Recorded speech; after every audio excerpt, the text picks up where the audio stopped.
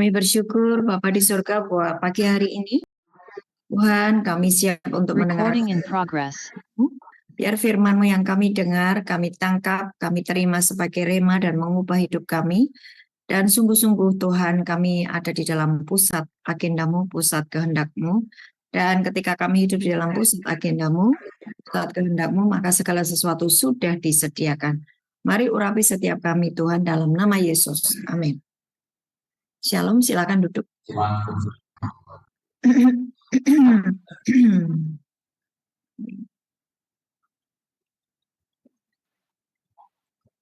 Hari ini kita membahas tentang mengapa kita harus berdoa ya. Oke. Saudara sudah siap? Maaf. Sudah siap ya? Kejadian 18. Kejadian 18 tentang doa syafaat Abraham untuk Sodom. Ya. Tapi saya nggak akan baca semuanya supaya kita punya waktu lebih banyak ya. Jadi kejadiannya adalah ketika Sodom dan Gomora ini dosanya terlalu banyak karena ada banyak LGBT ya, gay dan lesbi ya. Jadi gay dan lesbi itu sudah ada sejak dulu.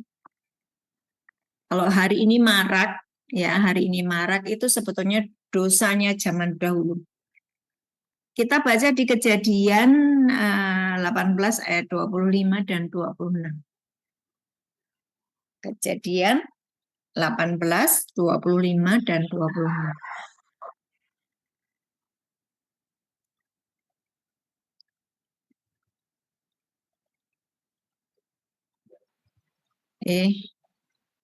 Kejadian 18 ayat 25. Di layar sudah ada ya. Semua fokus di layar. Kalau Bapak mau mencatat, silakan dicatat ayatnya aja. Silakan dibacakan. Demikianlah firman Tuhan, jauhlah kiranya daripadamu untuk berbuat demikian, membunuh orang benar bersama-sama dengan orang fasik, sehingga orang benar itu seolah-olah sama dengan orang fasik. Jauhlah kiranya yang demikian daripadamu, masakan hakim segenap bumi tidak menghukum dengan adil. 26. Tuhan berfirman, jika aku dapati 50 orang benar dalam kota Sodom, aku akan mengampuni seluruh tempat itu karena mereka. Ya, saudara perhatikan ayat 26. Jika ku dapati 50 orang benar dalam kota Sodom, aku akan mengampuni seluruh tempat itu karena 50 orang benar. Saudara perhatikan ya. Jika ku dapati 50 orang benar dalam kota Sodom, Tuhan akan mengampuni seluruh tempat itu yang penuh dengan maksiat. Karena 50 orang benar. Ya. Nah, saudara sudah paham bahwa kita ini dibenarkan oleh karena Yesus Kristus, betul ya? Kita menjadi imamat yang rajani, penengah antara orang berdosa dengan Tuhan oleh karena Tuhan sendiri yang memilih kita, memanggil kita, kita dipilih, kita dikuduskan, ditahirkan, dan kita dibenarkan. Amin? Amin enggak? Amin. Amin. Saudara, hari ini, meskipun posisimu di lapas, kalau hatimu sudah bertobat sungguh-sungguh, ya, engkau sungguh-sungguh sudah memberikan hatimu kepada Tuhan, dan Tuhan, aku mau bertobat sungguh-sungguh, jadikan aku orang benar. Siapakah orang yang boleh naik ke gunung Tuhan? Orang yang bersih tangannya, orang yang murni hatinya. Saudara, belajar menjaga hatimu murni. Nggak ada konflik, nggak ada sakit hati, nggak ada tersinggung. Maka engkau disebut orang benar. Nah sekarang cek hatimu. Kau masih suka marah, masih suka tersinggung, masih suka menyimpan ganjalan konflik batin dengan sesama maupun konflik dengan Tuhan karena dosa ya. mohon maaf, belum bisa dijadikan sebagai orang benar. Tapi saudara ngerti nggak? Doa orang benar sangat besar kuasanya. Ya, doa orang benar sangat besar kuasanya, itu ada di Yakobus 5. Saya mau kita semuanya jangan menjadi jemaat yang pasif, yang tidak tahu apa-apa. Ketika kotamu mau dihancurkan Tuhan, saya harap saudara harus tahu. Beberapa hari yang lalu ada peristiwa gempa bumi ya di Jepang, 7, sekian. Jepang baik-baik saja, tapi Venezuela itu hancur. Ya, Jepang mempersiapkan diri karena memang mereka memang sering terkena gempa sehingga struktur bangunannya mereka sudah siapkan. Ya, tapi ada sesuatu di balik itu semuanya. Kalau kita ini menjadi orang benar, otoritas dan kuasa kita ini besar sekali untuk bisa menjaga kota, menjaga keluarga, menjaga pekerjaan, menjaga bisnis, menjaga pulau, menjaga bangsa. Amin. Nah, mari kita lihat dulu di Yeremia 29 ayat 4-20. Saya bacakan dengan cepat ya, Yeremia 29 ya. Oke, ayat 4. Bapak yang ayat 5 ya. Ya, Bu. Beginilah firman Tuhan semesta alam, Allah Israel, kepada semua orang buangan yang diangkut ke dalam pembuangan dari Yerusalem ke Babel. 5. Dirikanlah rumah, buatlah kebun. Ambillah istri untuk memperanakan anak laki-laki dan perempuan, ambillah istri bagi anakmu laki-laki, carikanlah suami bagi anakmu perempuan, supaya mereka melahirkan anak laki-laki dan perempuan, agar di sana kamu bertambah banyak dan jangan berkurang. Usahakanlah kesejahteraan kota kemana kamu aku buang, dan berdoalah untuk kota itu kepada Tuhan, sebab kesejahteraannya adalah kesejahteraanmu. Sungguh beginilah firman Tuhan semesta alam, Allah Israel, janganlah kamu diperdaya oleh nabi-nabimu yang ada di tengah-tengahmu dan oleh juru-juru tenungmu, dan janganlah kamu dengarkan mimpi-mimpi yang mereka mimpikan. Sebab mereka bernubuat palsu kepadamu demi anakku. Aku tidak mengutus mereka, demikianlah firman Tuhan. Sebab beginilah firman Tuhan, apabila telah genap 70 tahun bagi Babel, barulah aku memperhatikan kamu. Aku akan menepati janjiku itu kepadamu dengan mengembalikan kamu ke tempat ini. Sebab aku ini mengetahui rancangan-rancangan apa yang ada padaku mengenai kamu, demikianlah firman Tuhan, yaitu rancangan damai sejahtera dan bukan rancangan kecelakaan, untuk memberikan kepadamu hari depan yang penuh harapan. Perhatikan ayat 11, Tuhan tidak pernah memberikan rancangan kecelakaan dan rancangan malapetaka dan rancangan kehancuran atas sebuah bangsa atau atas sebuah keluarga atau atas seorang. Ya, nggak pernah. Jadi kalau ada orang itu mengalami kehancuran, kecelakaan, kemudian kehilangan damai sejahtera, itu adalah akibat dari dia keluar dari tatanan kerajaan. Dia keluar dari agenda Tuhan. Dia keluar dari apa yang menjadi rancangan Tuhan. Paham ya? Tuhan, Allah yang kita sembah adalah Allah yang setia dengan janjinya. Dia kalau sudah berjanji tidak akan mengingkarinya. Tidak akan mengingkarinya. Dengan catatan, kita terus memegang janji itu. Sebab itu aku mengetahui rancangan-rancangan apa yang ada padaku mengenai kamu, demikianlah firman Tuhan, yaitu rancangan damai sejahtera dan bukan rancangan kecelakaan, untuk memberikan kepadamu hari depan yang penuh harapan. Saudara, hari ini engkau memiliki hari depan yang penuh harapan. Amin. Tuhan tidak pernah memberikan rancangan kecelakaan. Saudara ada di tempat ini bukan kecelakaan, tetapi Tuhan sedang memperbaharui caramu berpikir, memperbaharui hatimu, membersihkan langkah-langkahmu, dari setiap ikatan-ikatan yang membuat engkau terpisah dengan Tuhan. Tuhan sedang merendah sebuah masa depan yang penuh harapan atas hidupmu. Amin. Amin. 12. Dan apabila kamu berseru dan datang untuk berdoa kepadaku, maka aku akan mendengarkan kamu. Apabila kamu akan menemukan aku, apabila kamu menanyakan aku dengan segenap hati. Aku akan memberi kamu menemukan aku, demikianlah firman Tuhan, dan aku akan memulihkan keadaanmu dan akan mengumpulkan kamu dari antara segala bangsa dan dari segala tempat kemana telah kucerai-beraikan.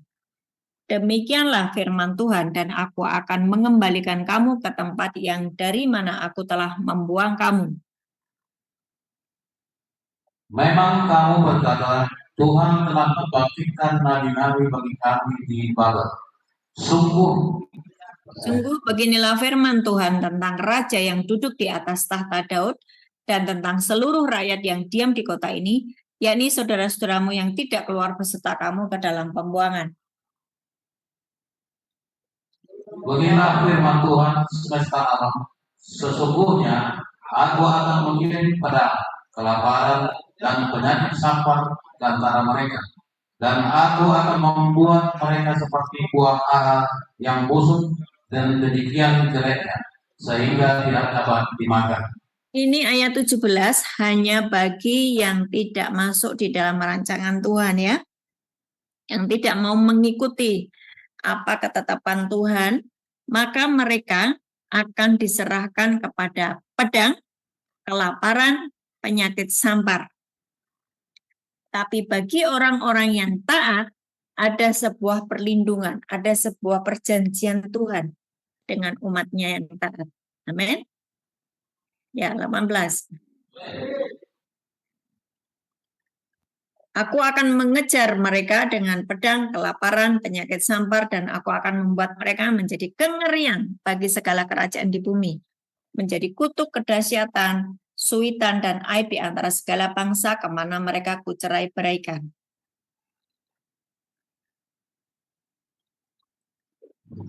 Sebaliknya bahwa mereka tidak mendengarkan perkataanku, demikianlah firman Tuhan yang telah kusampaikan kepada mereka terus-menerus dengan peraturan hamba-hambaku, yakni para nabi, tetapi kamu tidak mendengarkannya.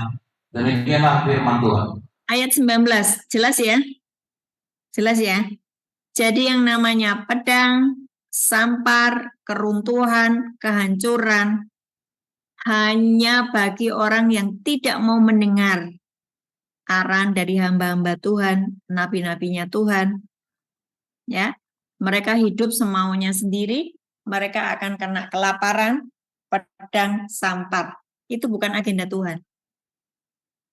Agenda Tuhan, kalau kamu taat, kamu akan dipelihara dari masa kesusahan yang akan menimpa atas seluruh bumi. Itu Wahyu 3 ayat 10. Kalau kamu taat, kamu tekun menantikan aku, tekun menantikan firmanku, mengikuti firmanku, maka aku akan meluputkan kamu dari malapetaka yang akan menimpa atas seluruh bumi. Nggak akan kena yang namanya pedang sampar, sakit penyakit, kelaparan, nggak ada. Ayat 20. Tapi dengarkanlah firman Tuhan, ya kamu semua orang buangan yang telah kukirim dari Yerusalem ke Babel. Karena hari ini kita membahas tentang kenapa kita harus berdoa. Saya akan jelaskan kenapa kita harus berdoa, oke? Tadi, Kejadian 18, Tuhan meminta 50 orang benar supaya Sodom tidak dihancurkan Tuhan. Tapi ternyata tidak ada 50 orang benar. Abraham bernegosiasi dengan Tuhan. Abraham berdoa, bercakap-cakap dengan Tuhan. Berdoa itu adalah bercakap-cakap dengan Tuhan. Ya, bercakap-cakap dengan Tuhan. Dan Abraham menawar, masa Tuhan, engkau mau menghancurkan seluruh kota ini. Orang benar bersama serta dengan orang fasik. Ya kan? Kan Abraham ngomong kayak gitu. Tuhan ngomong, kalau ada 50 yang benar, aku nggak akan. Ya, jauhilah kiranya daripadamu untuk berbuat demikian, membunuh orang benar bersama orang fasik. Ini Abraham sedang berdoa loh. Ini sedang bernegosiasi dengan Tuhan. Ya, jauhilah kiranya padamu untuk berbuat demikian, membunuh orang benar bersama dengan orang fasik, sehingga orang benar seolah-olah sama dengan orang fasik. Jauhilah kiranya yang demikian daripadamu, masakan hakim segenap bumi tidak menghukum dengan adil. Ayat selanjutnya, 26. Tuhan berfirman, jika aku dapati 50 orang benar, berarti Tuhan tahu nggak ada 50 orang benar. Ya, tapi Abraham ngomong, Tuhan kalau masuk Tuhan mau ngancurin ini orang benar bersama dengan orang fasik. Tuhan ngomong, wes gini, kalau ada 50 orang benar dalam kota Sodom, aku akan mengampuni seluruh tempat itu. Saya mau tantang kalian semuanya hari ini. Ayat ini biar menjadi rema bagi hidup. Kalian yang di gereja ini jumlahnya berapa? Kira-kira berapa, Pak? 60? 6? Apa 5? Ya, 60. 60. Berarti lebih dari 50. Ya. Kalian kalau berdoa ke kota Medan, Tuhan, aku berdoa untuk kota Medan, jangan dihancurkan, nggak ada lagi banjir bandang, nggak ada lagi gempa bumi, nggak ada lagi angin puting beliung yang menghancurkan kota. Tuhan, kalau kalian yang 60 ini berdoa sungguh-sungguh, minta supaya kotamu jangan dihancurkan, Tuhan mengabulkan. Amin. Dari mana hukumnya? Dari ya. Nah, tadi kan di Yeremia 29 Tuhan tidak pernah merancang namanya kehancuran, kecelakaan, nggak pernah. Tuhan merancangkan sesuatu yang ajaib, masa depan yang penuh harapan. Nah, sekarang mari kita buka di Efesus 6 ayat 18. Efesus 6 ayat 18.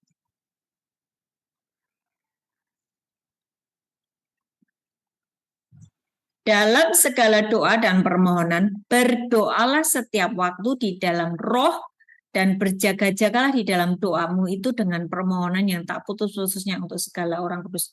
Bagaimana sih berdoa yang benar? Apakah aku harus berada berjam-jam di kamar sendirian? Saudara nggak punya kamar. Kamarmu kan buat banyak orang, toh? Terus bagaimana kamu berdoa kalau memang sistem doanya begitu? Ya kan? Nggak mungkin. Nah, yang dimaksud Tuhan dalam berdoalah setiap waktu di dalam roh, berjaga-jagalah dalam doa dengan permohonan yang tak putus-putusnya untuk segala. Tak putus-putusnya artinya 24 jam. Saudara awake, saudara berjaga. Caranya bagaimana? Komunikasi dengan Tuhan. Waktu saudara lagi punya tugas ngepel, nyapu ruangan. Tuhan, aku mengucap syukur terima kasih. Kalau aku berada di tempat ini Tuhan, ini semua karena Engkau sedang merendah sebuah masa depan yang ajaib buat hidupku. Hari ini aku membersihkan lantai ini Tuhan, biar tempat ini jadi mesbah, biar tempat ini menjadi tempat di mana kami semua ketemu Engkau. Nah, padahal itu di dalam satu ruangan kan belum tentu semua orang Nasrani toh, betul enggak? Nah, ketika kamu membersihkan, ngepel itu sembari kamu berdoa seperti itu. Nyuci baju, oh Tuhan Yesus, ampuni segala dosa dan pelanggaranku. Aku ternyata buta, miskin, dan telanjang. Wahyu 3 itu ya. Buta, miskin, telanjang, Tuhan, ampuni segala perbuatanku. Biar hari ini Tuhan aku memakai jubah putih bersih di roh. Sehingga aku mendapatkan perkenanan yang daripadamu. Sambil nyuci, kau sambil berdoa. Sambil nyapu halaman, lapas, kau dapat tugas nyapu halaman.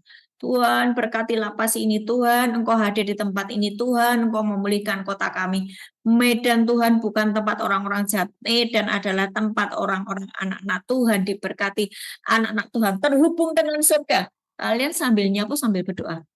Itu yang disebut dengan berdoa, berjaga-jaga dalam doamu, tidak putus-putus. Ngerti ya? Ibu, Ngerti? Nah, sementara yang sering kali kamu lakukan apa? Sambil nyapu, sambil sungut-sungut. Aku terus yang disuruh. Nah, gitu kan. Mana panas ini? Mana dia cuman nungguin, nggak mau bantuin kan gitu ya? Ya kan gitu toh? ya Bu. Enggak ya? Bagus. Oke. Yang sekarang Efesus sudah ya, Efesus 6 ayat 18. Sekarang Wahyu 12 ayat 10 sampai 11. Ini saya akan tunjukkan kenapa kalian harus berdoa.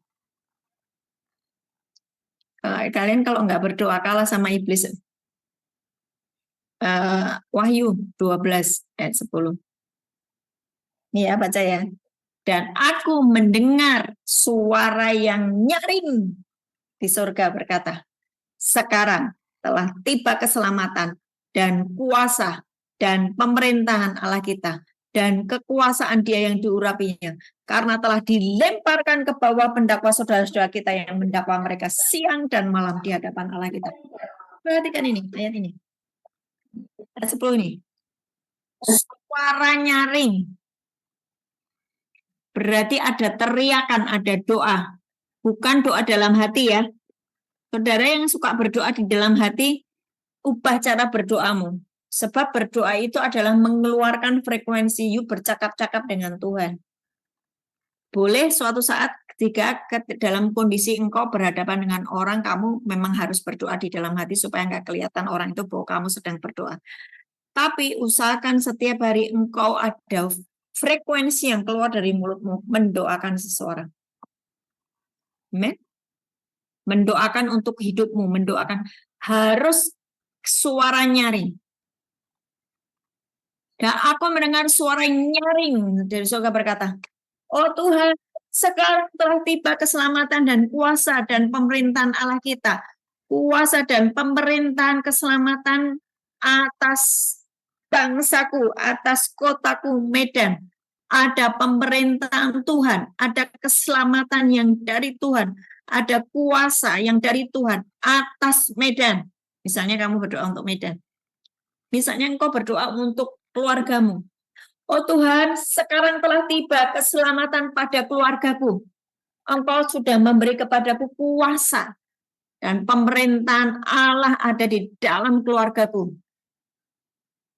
Dan kekuasaan Yesus Kristus yang diurapinya. Nah, ini koma karena telah dilemparkan ke bawah pendakwa saudara kita yang mendakwa mereka siang dan malam. Berapa perhatikan? Ada orang-orang yang terus berdoa menyampaikan suara yang nyaring di surga karena dia terus berdoa. Ya. Saudara lihat komanya itu. Ada pendakwa saudara-saudara kita tuh siapa? Iblis toh yang mendakwa mereka siang dan malam di hadapan Allah. Artinya apa? Iblis itu juga ngomong sama Bapa di surga. Artinya dia berdoa. Ngomong sama Bapa di surga, oh atas orang ini nggak layak Tuhan untuk mendapatkan pertolongan. Atas orang ini Tuhan, dia tadi barusan melakukan ini. Atas orang ini Tuhan, oh, nggak layak untuk menerima berkat yang daripadamu. Iblis lebih rajin mendakwa kita di hadapan Bapa. Sama-sama bersuara, sama-sama menyampaikan kepada Bapa, yang satunya iblis itu mendakwa kita. Tapi kalau saudara memekikkan suara yang nyaring dan berkata, oh Tuhan, sekarang telah tiba keselamatan dan kuasa dan pemerintahan Allah kita atas kotaku, atas keluargaku, atas pekerjaan, atas hidupku. Engkau sedang membungkam mulut iblis. Kok nggak ada yang amin? Saudara paham apa yang saya maksud? Atau belum paham? Kalau kamu nggak berdoa, iblis itu rajin mendakwamu di hadapan Tuhan. Misalnya, oh, Pak Jeffrey, mungkin nggak ada yang namanya Pak Jeffrey ya, ini hanya contoh saja. Oh, atas Pak Jeffrey itu nggak boleh Tuhan, jangan dikasih berkat orang dia melakukan ini nih. Iblis punya catatannya. Tapi ketika engkau berkata, yang namanya Jeffrey itu ngomong gini, oh di dalam nama Yesus, darah Yesus sudah menghapus setiap dosa dan pelanggaranku. Oh kuasa Roh Kudus hidup di dalam diriku. Oh, aku memiliki kuasa kebangkitan. Aku adalah anak Allah. Aku diciptakan serupa dan segambar dengan Allah. Aku akan memerintah, menguasai, mengelola. Ketika engkau berkata-kata, mengingatkan Tuhan tentang jati dirimu, kamu menang terhadap dakwaan iblis. Tapi kalau kamu diam saja nggak pernah berdoa, nah, yang diomongkan iblis itu lu malas nggak pernah berdoa. Wah kerjaannya cuma ngomel-ngomel. Oh kerjaannya ini ngapain sih Tuhan? Ini iblis tuh ngomong kayak gitu. Saudara-saudara mau apa? Ya. Kenapa saya harus berdoa? Apa yang saya doakan pagi-pagi atau sepanjang hari ini itu sedang menciptakan sesuatu yang baik atas hidup saya sepanjang hari itu. Saya sedang menciptakan sesuatu yang baik sepanjang hari besok. Tidak ada malapetaka, tidak ada bencana, tidak ada kerugian, tidak ada sakit penyakit, tidak ada pedang, tidak ada. No, yang ada adalah rancangan Tuhan. Saya berdoa begitu, maka saya sedang mempersiapkan hari-hari baik sepanjang hari itu dan besok. Dan saya berdoa terus dan besoknya. Dan berdoa terus dan besoknya. Gitu loh. Paham ya? Kalau tidak berdoa, iblis merancangkan kehancuran karena dakwaan. Nah Tuhan itu adil dengan firman-Nya. Kan tadi dibilang, mereka yang tidak mau keluar bersama-sama dengan kamu di sini, mereka akan kena pedang, kena penyakit sampar, kena kelaparan, kan gitu toh? Siapa mereka yang mengalami kehancuran? Yang tidak mau taat. Nah hari ini engkau sudah mau taat dan engkau berdoa, maka engkau akan mengalami diluputkan dari semua yang hendak menimpa atas kotamu, keluargamu. Sampai sini paham? Ayat 11. Wahyu 12 ayat 11. Dan aku mendengar suara nyaring, dan mereka mengalahkan dia oleh darah anak domba dan oleh perkataan kesaksian mereka, karena mereka tidak mengasihi nyawa mereka sampai ke dalam maut. Saudara yang berdoa, engkau yang suka dan rajin berdoa, engkau akan mengalami yang namanya kesaksian hidupmu. Itu ajaib. Mereka mengalahkan dia oleh darah anak domba dan oleh perkataan kesaksian mereka. Mengalahkan dia oleh darah anak domba, mengalahkan iblis oleh darah anak domba. Kamu berdoa sungguh-sungguh, suara nyaring dan berkata, membesarkan nama Tuhan, bukan membesarkan masalahmu, membesarkan nama Tuhan, bersyukur setiap waktu, suaramu nyaring.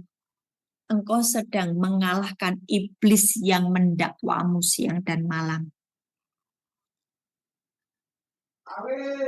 Amin. Dan ketika hidupmu terus di dalam doa, ada yang namanya kesaksian hidupmu setiap hari. Ada kesaksian hidup. Ada hari-hari di mana engkau dilindungi. Ada hari-hari di mana engkau tolong Tuhan. Ada hari-hari di mana engkau menerima mujizat. Ada hari-hari di mana engkau mengalami yang namanya pertolongan Tuhan. kesaksian hidupmu. Karena kamu rajin berdoa, kamu ditolong sama Tuhan. Karena mereka tidak mengasihi nyawa mereka sampai ke dalam maut. Ini seperti Esther yang berdoa. Ya, Esther 4 ayat 16. Esther 4 ayat 16.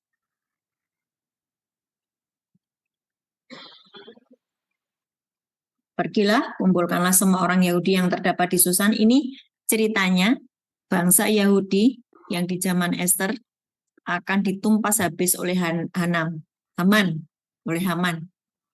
Tapi Mordekai berkata kepada Esther, Esther kamu itu ratu loh, permaisuri loh. Kamu bisa nolong bangsamu loh. Esther termasuk orang Yahudi. Tapi Esther berkata, aku nggak dipanggil. Kalau nggak dipanggil, terus aku datang menghadap raja, aku bisa dibunuh sama raja. Karena nggak dipanggil menghadap. Aturannya seperti itu. Esther sedang lupa bahwa dia adalah permaisuri. Banyak anak-anak Tuhan, sekarang kamu lupa bahwa kamu sudah dibenarkan, kamu sudah dikuduskan, ditahirkan, diampuni, dijadikan orang benar. Tapi engkau tidak berfungsi menjadi imamat yang rajani, menjadi orang-orang yang berdoa. Kamu lupa dengan tugasmu. Nah, akhirnya ketika Mordekai berkata dan menegur Esther, oh, kamu nggak mau biar Tuhan pakai orang lain. Terus Esther berkata, pergilah kumpulkanlah semua orang Yahudi yang terdapat di Susan, berpuasalah untuk aku. Jangan makan dan jangan minum 3 hari lamanya. Baik waktu malam, baik waktu siang, aku serta dayang-dayang pun akan berpuasa demikian. Dan kemudian aku akan masuk menghadap raja. Sungguh pun berlawanan dengan undang-undang, kalau terpaksa aku mati, biarlah aku mati. Tidak menyayangkan nyawanya. Maksudnya gimana? Apa yang korelasinya atas hidup sehari-hari? Disuruh bangun pagi. Saudara masih tetap bertahan dengan rasa kantukmu, dengan kenyamanan. Engkau menyayangi tubuhmu. Lebih nyaman tidur kok ngapain suruh bangun berdoa. Ya, suruh puasa. Wah, enggak kuat soalnya aku punya rasa soalnya aku punya migrain, soalnya aku punya banyak sekali alasan. Adalah suruh membaca Alkitab, wah alasannya banyak sekali. Saudara, kalau engkau tidak menyayangkan nyawamu, kalaupun engkau harus mati, biarlah aku mati. Engkau akan mendapatkan sebuah kesaksian yang setiap hari, dampak dari engkau berdoa setiap hari. Amin. Jadi hari ini, mari, engkau sudah dibenarkan oleh Tuhan. Doa orang benar sangat besar kuasanya. Yakobus 5 ayat berapa ya? Yakobus 5 ayat. Coba dibuka. Doa orang benar bila didoakan dengan yakin besar kuasanya. Yakobus 5:16. Jadi saudara adalah orang benar, saudara sudah dibenarkan. Jangan malas berdoa. Doakan dirimu sendiri. Ya ini, karena itu hendaklah kamu saling mengaku dosamu dan saling mendoakan supaya kamu sembuh. Doa orang yang benar bila dengan yakin didoakan sangat besar kuasanya. Saudara mau hidupmu diberkati? Saudara mau hidupmu dilindungi dari sampar? Dari kelaparan, dari wabah, dari kecelakaan, dari kehancuran, gempa bumi, saudara mau dilindungi? Berdoalah. Berdoalah. Saudara sudah dibenarkan. Kalau saudara tidak berdoa, iblis lebih cerewet menghadap Bapa di surga. Memberitahukan tentang keburukan kita. Engkau harus lebih nyaring berdoa. Tuhan, Engkau sudah membenarkan aku, Tuhan. Engkau sudah mengampuni dosaku. Tuhan, Engkau sudah memilih aku sebagai imamat yang rajani. Hari ini aku berdoa buat istriku, buat anakku, buat kotaku, buat pekerjaanku, buat masa depanku. Saudara harus berdoa. Doa mengubah masa depan. Doa mengubah keadaan. Doa membalikkan keadaan. Dari yang terpuruk menjadi dipulihkan. Dari yang miskin menjadi diperkaya. Dari yang sakit menjadi sembuh karena saudara berdoa. Amin. Tuhan Yesus memberkati. Mari bangkit berdiri. Beberapa waktu yang lalu saya mendoakan yang sering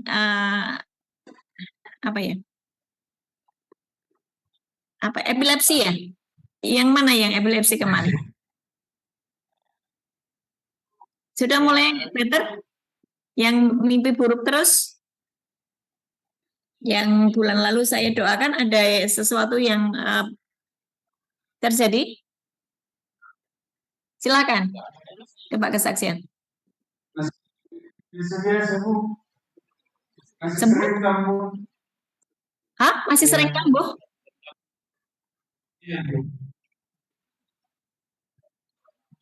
Coba diketik. Kayak gimana? Saya nggak dengar. Masih sering kambuh katanya. Masih sering kambuh. Masih sering kambuh. Iya. Ya. Hari ini aku kasih kamu PR. PR ya. Membaca 5 pasal setiap hari dari kitab Mazmur. 5 pasal setiap hari. Nanti kamu akan ketemu Mazmur 107 ayat 20, disampaikannya firman-Nya, disembuhkannya mereka. Kamu harus ada firman di dalam pikiran. Kalau cuma didoakan saja, doa, saat itu sembuh. Tapi kalau hariannya engkau tidak menjaga hidupmu sesuai dengan firman Tuhan, bisa kambuh lagi. Saya berdoa, kamu mengerti dan memahami ini. Disampaikannya firman-Nya, disembuhkannya mereka. Saya kasih PR 1 hari 3 pasal kitab Mazmur. Baca. Terus kalau masih ada waktu lagi, baca kitab Perjanjian Baru. Ada Alkitab toh? Ada? Ayo, saya berdoa sekali lagi. Dalam nama Tuhan Yesus, aku perintahkan setiap roh sakit penyakit epilepsi yang ada di dalam tubuhmu, aku cabut keluar dalam nama Yesus. Semua kutuk sakit penyakit atas tubuhmu dihancurkan oleh api Tuhan. Dalam nama Yesus, tubuhmu adalah bait Allah, tempat roh Allah bertata, bukan tempat sakit penyakit.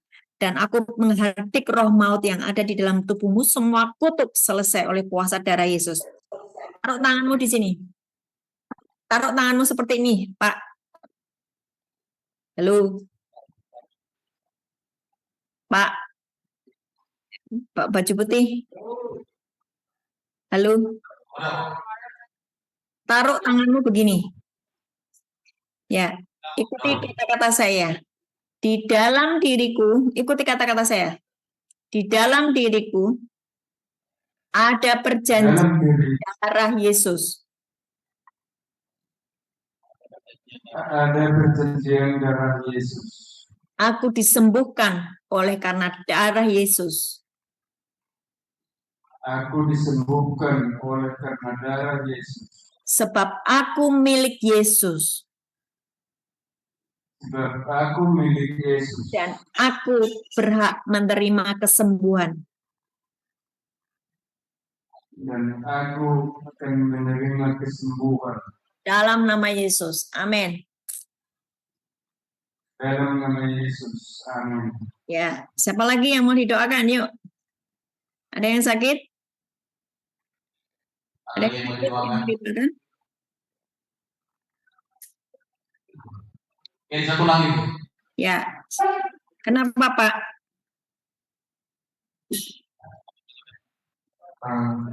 Sebelumnya Bu Pendeta, nama kita Gelora Purba.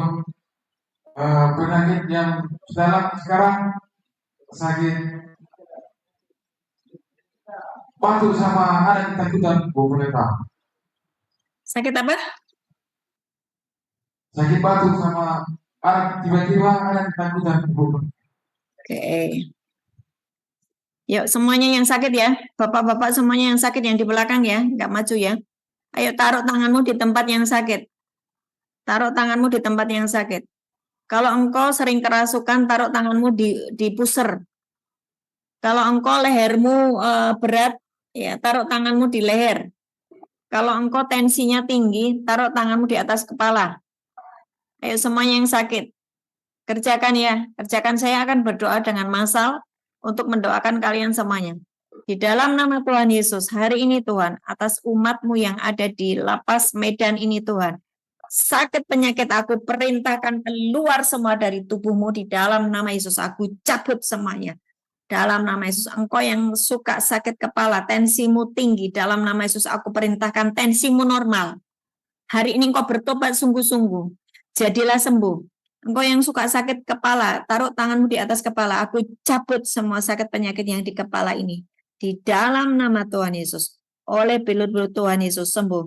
Kalau engkau punya sakit di jantung, taruh tanganmu di dada. Tuhan mengampuni segala dosa pelanggaranmu. Hari ini Tuhan memberikan kepadamu jantung yang baru, klep yang baru, pembuluh darah yang baru. Di dalam nama Yesus. Kalau engkau punya sakit ginjal, taruh tanganmu di punggung belakang. Semua yang mengakibatkan sakit di ginjal kami, di punggung kami, punggung. Dalam nama Yesus, semua sakit penyakit yang di punggung aku cabut dalam nama Yesus. Keluar. Dalam nama Yesus. Engkau yang batuk, pilek, flu, aku cabut setiap sakit penyakit ini di dalam nama Yesus. Oleh belut-belut Tuhan Yesus, jadilah sembuh. Oleh kuasa darah Yesus, jadilah sembuh. Bapak ada yang masih punya pegangan enggak? Ada yang masih punya pegangan? Jimat. Masih? Enggak ada lagi, Bu. Enggak ada lagi, Bu. Yuk, hari ini sekali lagi yang sakit. Saya tahu ini ada banyak yang sakit di kepalamu. Taruh tanganmu di kepala. Lepas semua yang bukan dari Tuhan. Lepas semua yang mengganggu di kepala. Aku cabut sampai seakar-akarnya. Dan aku perkatakan dari ujung kepala sampai ujung kakimu. Seluruh tubuhmu sehat, sempurna. Dalam nama Yesus. Dari ujung kepala sampai ujung kaki sehat, sempurna. Oleh belut-belut Tuhan Yesus jadilah sembuh. Oleh kuasa darah Yesus engkau diampuni. Jadilah sembuh. Dalam nama Yesus. Oke, yuk kita angkat tangan, kita tutup dengan doa berkat. Bapak, kami sudah selesai dengan anak-anakmu di Medan. Firman sudah disampaikan. Dan biarlah benih firman ini berbuah 30, 60, 100. Dan Tuhan berkati umat-Mu. Tuhan memberkatimu, melindungimu. Tuhan menyinari engkau dengan wajahnya dan memberi engkau kasih karunia. Tuhan menghadapkan wajahnya kepadamu dan memberi engkau damai sejahtera. Amin. Amin. Amin. God bless.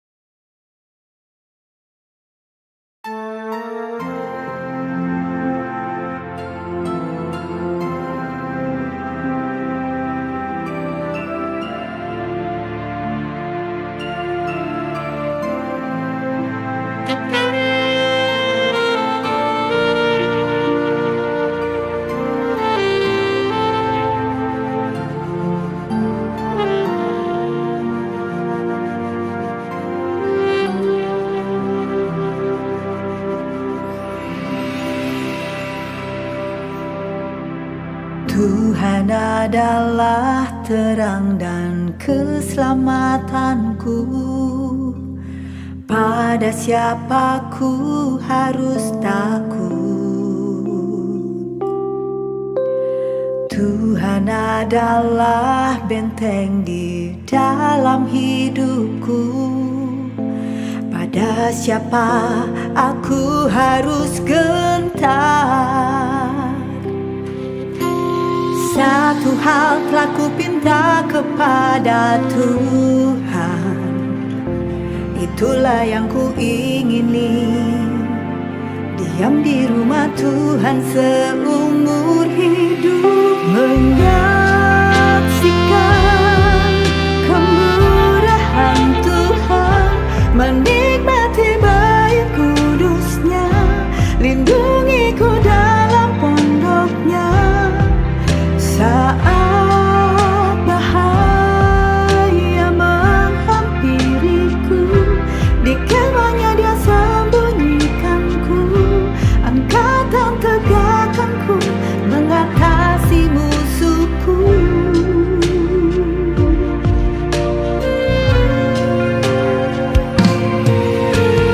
Tuhan adalah benteng di dalam hidupku. Pada siapa aku harus